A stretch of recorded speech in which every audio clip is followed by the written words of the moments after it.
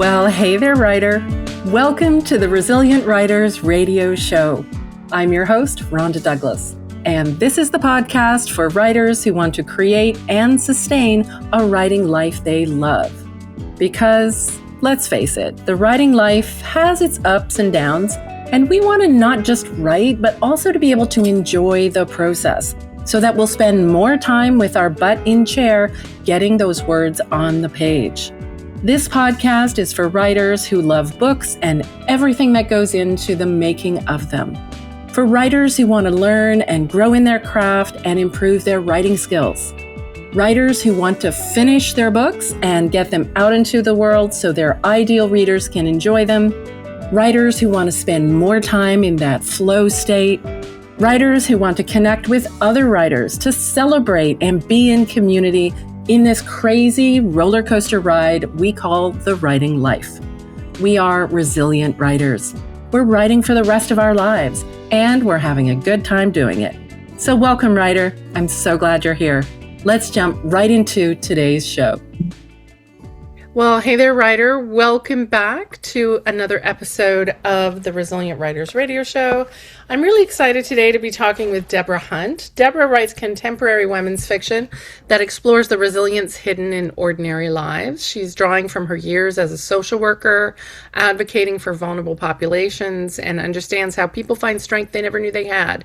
And that insight shapes every story she tells, including her debut novel, Unlikely Hero. She spent 10 years on active duty in the U.S. Air Force before earning her degree in social work from Arizona State University, and her career focused on working with individuals facing their toughest moments. And she earned a postgraduate certification in the connection between animal and human abuse, deepening her understanding of trauma healing and the bonds that sustain us. She's an admirer of working dog breeds like the German Shepherd and has spent countless hours training her own strong-willed dogs in obedience and protection, working. And this is a pursuit that has taught her patience, persistence, and the art of earning trust. When she's not writing or promoting her work, Debra can be found making pottery, volunteering in animal rescue, and exploring the vistas of Costa Rica. She believes in the importance of mind-body balance, which she practices through yoga and quiet reflection, and she shares this life with her husband, Mark. Welcome, Debra. Delighted to have you. Thanks for having me, Rhonda. I appreciate it. So, the book, Unlikely Hero, my copy came couple weeks back now. And of course I'd already read it because you were in my first book finish program. So talk to me about the inspiration for this novel. Did it come out of your work with dogs, or did it come out of something else? Actually, it came out of my own concern about maybe someday living by myself and thinking that I might need a big, scary-looking dog by my side. And I started to wonder if such a dog would obey a trainer who might turn out to be a bad guy, or would he choose his loyalty with his owner, me, right, or the protagonist in this case. And so that was a question that it was rattling around in my mind for many years before I actually wrote the story. Mm-hmm. Okay, and talk to me a little bit about Jessie, the protagonist, and how she came to you and how you developed her as a character. Well, Jessie was a person who I conceived of as having experienced a big loss in her life and struggling to return to some kind of normalcy with this companion animal by her side. Turns out that she was left alone, essentially, with only the dog to be her companion, her company. And she had to figure out how to, even if she wanted to, regain some type of normalcy and continue on and figure out what her life would be after losing her partner. Right. And this book is, let's see, how would we describe it? Domestic suspense? Yeah, that's funny because when I first wrote it, I thought of it as just some person's, my character's journey. And then it was suggested to me there were suspense elements. So I said, aha, I think I need to learn more about that genre. Right. And so, talk to me about the changes that happened in the book from draft to revision to the final version that I'm holding in my hands. Well, first of all, my draft was I developed the draft over many years, and what I was really struggling with is I tried to revise it as I wrote it, and that was, Yeah. as I learned, not a very effective way to move forward with the whole entire story. Hmm. So then, once I learned that I should just go ahead and finish the story, I was very short. In fact, I was around like a novella length. Hmm. And I needed to go into the revision process to really understand, to develop where I had holes in my plot, in my character development, so that I could then figure out what the rest of the story really was. So Hmm. it changed somewhat from the draft to the final version, I think much for the better, especially based on the feedback I received from my beta readers. Mm. So, what's been your experience of publishing the book and getting it out into the world? What's changed for you in being a published author with a real life book out into the world? Well, yes, that was my goal for the longest time, was to be published, to have my name on the spine, and to say, yes, I did it. That was really a big accomplishment for me. Yeah, And then I realized that my next goal soon became getting it discovered. right. And that's been, that is the challenge at the moment. I'm in my early launch season. Hmm. And there's a lot of competition for people's attention, many fine books Right, available at any moment. right. So I'm trying to learn how to become a better marketer. Right. Which is, that's such a journey and a learning phase, I guess. I mean, nobody goes into writing a book thinking, you know what I want to do? I really want to become a marketing expert. So how are you approaching this new phase of your journey? Well, because I chose self-publishing, I am the marketing department. Right. Um, and so I started out being very anxious about it, but frankly, I've started to settle into the role with a checklist and realizing that there are many aspects to my marketing, Okay. some of which are more organic, like just reaching out to people in my local vicinity, Hmm. my local library, my local book stores, trying to find out who is in a book club. Hmm. Um, and of course, things like this podcast, I'm pitching podcasts at the moment, Right. and I'm trying to keep my social media fresh. The Right. social media piece is the most alien to me, I will say, Oh, but yes. I know it's necessary to try to kind of wedge my foot in that door and keep it open. I Right. have a new Instagram account. I have a newsletter that I find very gratifying, and I have a website that I is absolutely necessary because every time I pitch my book anywhere, the people are asking for the website to make sure Okay. that I'm a legit author. I love that. So, you're working on your second book now, right? I am. Yeah. And what's I the difference am. between that book and this one? It's going to be more ambitious. It's not a serial. I'm leaving these characters behind, Okay. and I have a new cast of characters. It's going to be a heroine's journey. Okay. There's going to be an ensemble cast where there's some women who get together to kind of recreate or recapitulate an adolescent fantasy that they had of going on a road trip. But Oh, now they're all approaching 50 years old and things have changed in their lives and they need right. to work some things out along the way. Love that. That sounds fun. Love a road trip. It kind of has like this built-in structure to it for a novel. Yeah, that's great. So, when did you decide that you were going to self-publish, and why did you finally make that decision instead of trying for, a trad publishing deal?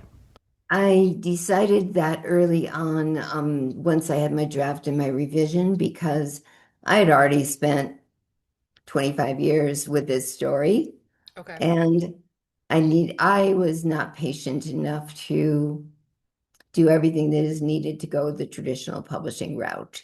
I Okay. needed to get my book out into the world sooner Hmm. than it would take on the traditional publishing route. So self-publishing really seemed like a good fit for me on this first novel. Right. So are you thinking of changing that up for the second one? I am going to try to pitch, probably not agents, Mhm. but I hope to pitch small presses for the Okay. second one. Okay. I love that. That's great. Um, and can I ask, you were in my first book finish program. Yeah. Can I Yes, I ask was. what was the what was the biggest insight or aha or takeaway from that program for you? Just to put you on the spot.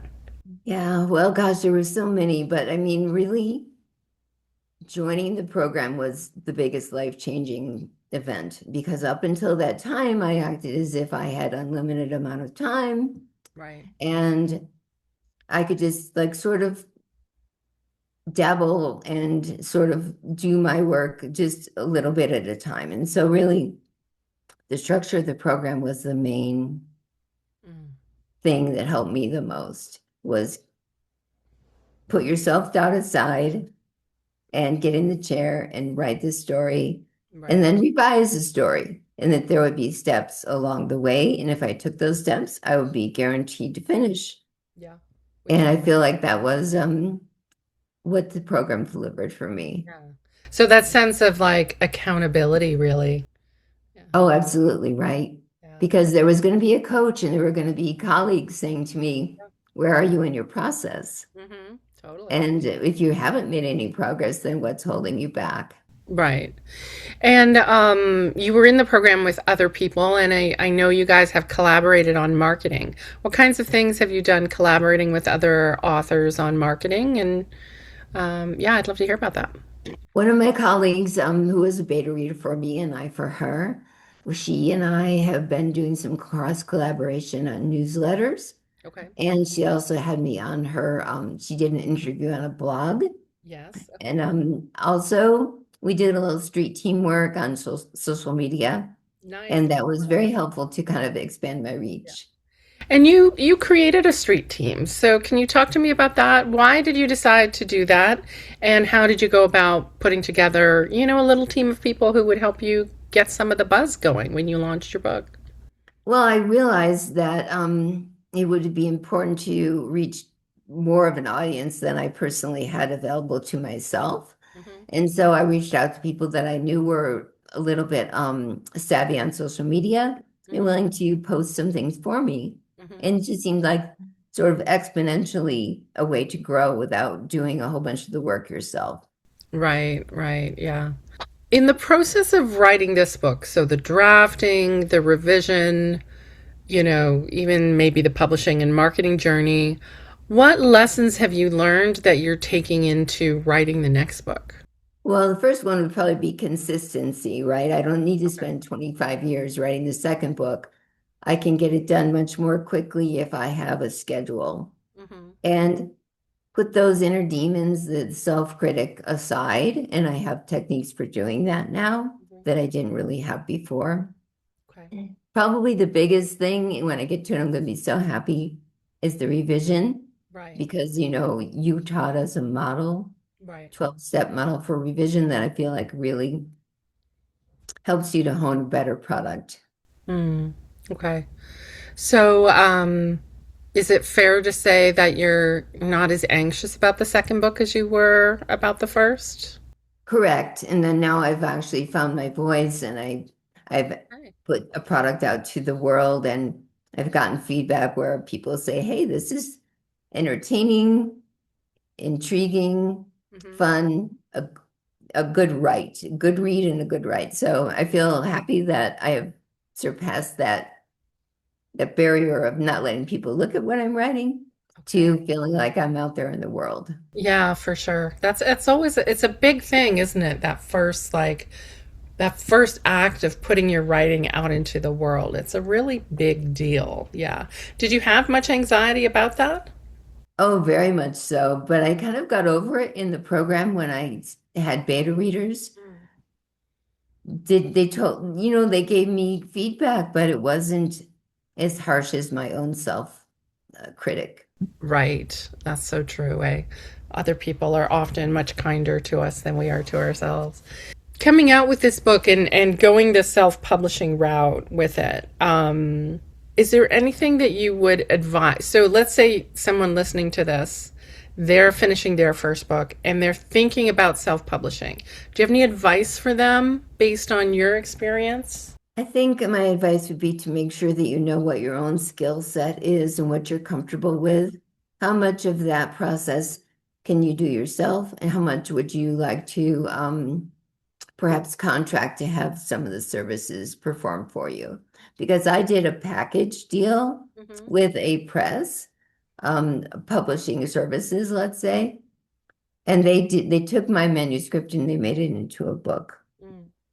Had less control over timing Okay. than if I had done a la carte editing, a la carte layout, and so forth. And Right. so, should I self-publish in the future, I would probably do more of an a la carte style of approach to that. Okay. All right. Just because you wanted more control over the timing. Yes, in the end, the timing of the launch was important for me to know Right. so that I could prepare my street team and prepare for the launch in a more effective way. Right. Right. The publishing services that I used, they did a beautiful job. I'm very happy with my product. Mm-hmm. It was Yeah, it's a just good looking book. some communication around when it was going to be published was a little bit of a mystery to me the first time. Right. Yeah, yeah. Yeah. And, it does take time. All of these steps take time. Oh, for sure. I wouldn't want to rush the process at all. In fact, my book was from the time they had the manuscript to the time that it was actually published was only about 5 months. Oh, okay. I would have expected it to be a little bit longer, but that's not so It bad. all depends on your communication with the publishing service. They could complete a step and they give it back to the author for review. Right. And if you are on top of it, then you can go fairly quickly through that process. Right. Yeah.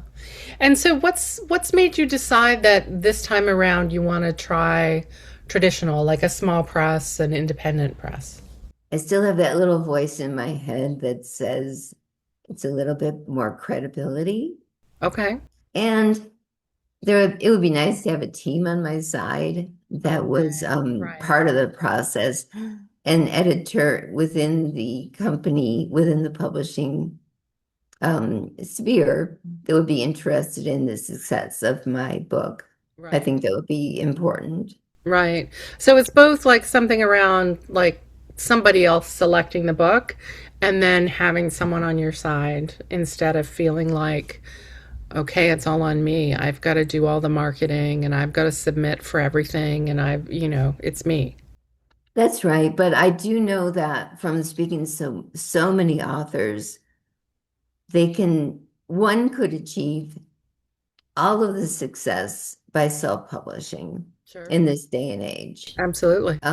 Even, phenomenal sales, which I'm not worried about that. I mean, that isn't my definition of success. Hmm. My definition of success is say, I did this and you can do it too.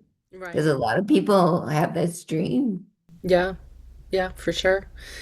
Is there anything coming out of this whole experience of the draft, the revision, publishing that you wish you'd done differently, that you would do differently next time if you self-published again?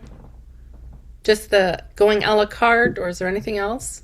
Fiddled with the book a lot, even after I sent it to the publishing service. Okay.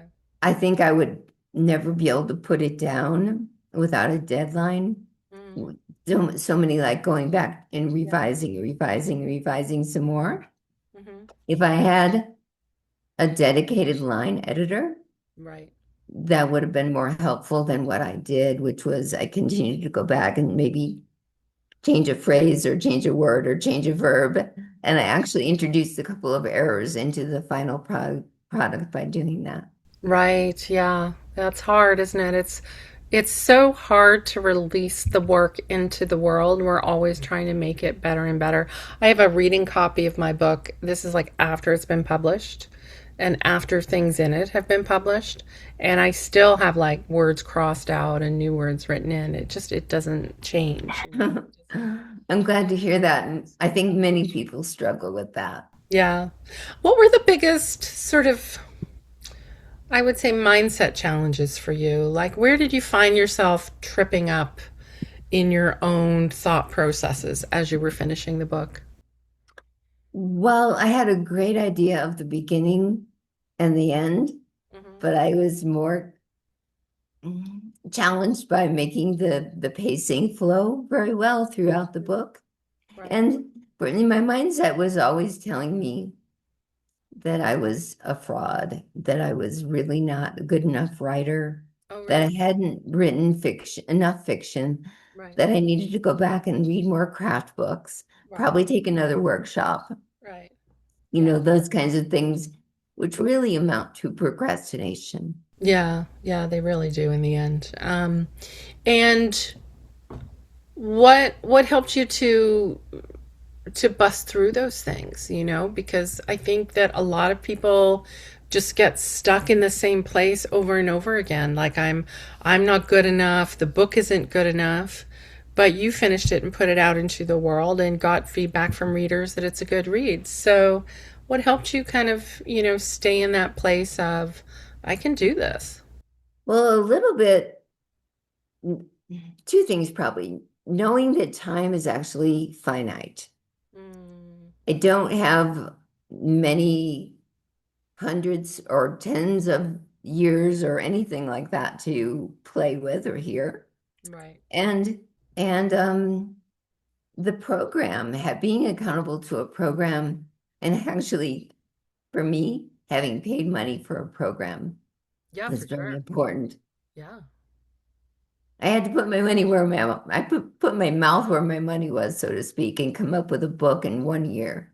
Yeah, for sure. I think there's something about, I mean, I've done this in other areas of my life. I've certainly done it for my book. I've used a book coach and now I'm sending it to a developmental editor, and that's in addition to getting beta readers. But like, there's just something about deciding to invest in your own dream that really lights a fire under your butt.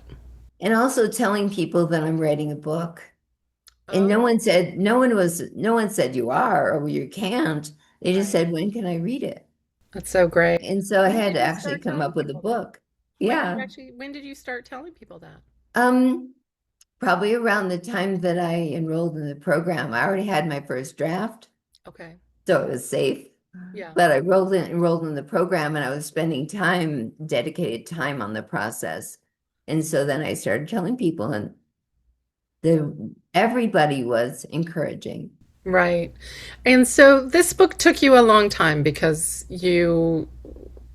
is it correct to say that you kind of would stop and start? Like you work on the book for a while and then you wouldn't work on it for a long time and then you come back. Yeah, my first notes were from 2002. Oh, And wow. then I would have little periods where I would work on it a bit and then put it aside for years. Right. Yeah. It must be really satisfying to see it out in the world after spending so long. Often like it's not that we're spending years on the book, it's that the book is with us for years, right? And even when we're not spending time on it, we have this idea that we should be spending time on it. Right. And it began to represent kind of a personal failure for me because I said to myself, I had an idea. I wanted to write a book. I'd wanted to write a book my whole life, Hmm. but where was my book? Yeah. So I needed to like set that demon to rest finally. And that's what it kind of represents to me. Yeah. I mean, I've read the whole book and I think, I really enjoyed Jesse as a character. I really enjoyed I love the bits with the dog training. I think you got, the next door neighbor. I won't, no spoilers, but like I really enjoyed that character and then her friends and just, I think the characters themselves are really well articulated. You can really invest in them, you know? So I think you've done a great job. Congratulations, Debbie. I appreciate that very much, especially coming from you, Rhonda. Well, thanks for being with me today. And I'm really excited that the book is out into the world. It's kind of a magical moment. So congratulations. Thank you very much. I really appreciate you, and I appreciate your program. Thanks so much for hanging out with me today and for listening all the way to the end. I hope you enjoyed today's episode of the Resilient Writers Radio Show. While you're here, I would really appreciate it if you'd consider leaving a rating and review of the show. You can do that in whatever app you're using to listen to the show right now, and it just takes a few minutes.